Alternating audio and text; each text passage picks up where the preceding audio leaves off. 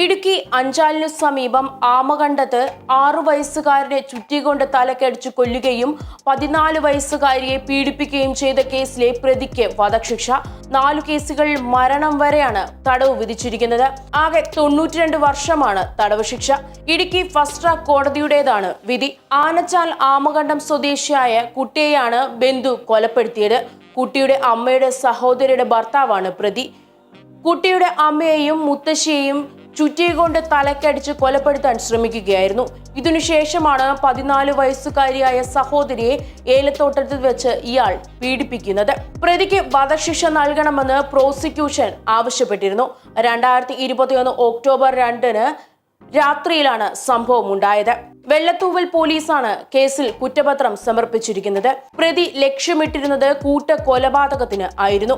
കുടുംബത്തിലുണ്ടായിരുന്ന പ്രശ്നങ്ങളും അതിർത്തി തർക്കവുമാണ് കൊലപാതകത്തിലേക്ക് കലാശിച്ചതെന്നാണ് പോലീസ് പറയുന്നത്. 10 സെന്റ് ഭൂമിയിലെ 3 ഷെഡുകളിലായാണ് 3 കുടുംബം കഴിഞ്ഞിരുന്നത്. ഒരു വീട്ടിൽ കൊല്ലപ്പെട്ട കുട്ടിയും അമ്മയും 2 മക്കളും, സമീപം അവരുടെ സഹോദരിയും, താഴെയുള്ള ഷെഡിൽ അമ്മ എന്നിങ്ങനെയാണ് അവർ താമസിച്ചിരുന്നത്. മരിച്ച കുട്ടിയുടെ അച്ഛൻ 3 വർഷമായി മൂന്നാറിലാണ്. സഹോദരിമാർ തമ്മിലുള്ള കലഹം മൂലം ഒരു സഹോദരി അടുത്തിടെ ഇവിടെ നിന്നും സ്ഥലം മാറിയിരുന്നു. പ്രതി കുടുംബകലഹത്തെ തുടർന്ന് ഭാര്യയുമായി അകന്നു കഴിയുകയായിരുന്നു. ഈ അകൽച്ചയ്ക്ക് കാരണം ഭാര്യയുടെ സഹോദരിയും മാതാവുമാണെന്ന് പ്രതി വിശ്വസിച്ചു. ഇത് കാരണമാണ് കൊലപാതകത്തിലേക്ക് നയിച്ചത്. ആദ്യ വിവാഹ ബന്ധം വേർപ്പെടുത്തിയതിനു ശേഷമാണ് ഇയാൾ വീണ്ടും വിവാഹം കഴിക്കുന്നത്.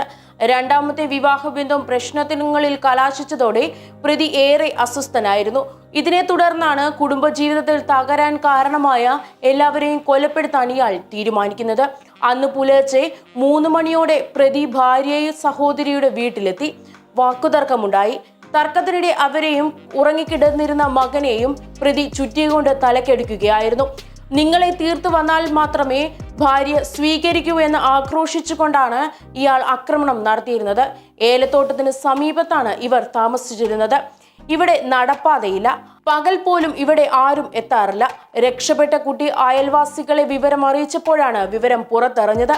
അമ്മയും 6 വയസ്സുകാരിയും തലക്കടിച്ച് പ്രതി അവിടെ നിന്നും ചുറ്റിക കൊണ്ട് താഴത്തെ വീട്ടിലേക്ക് പോവുകയായിരുന്നു.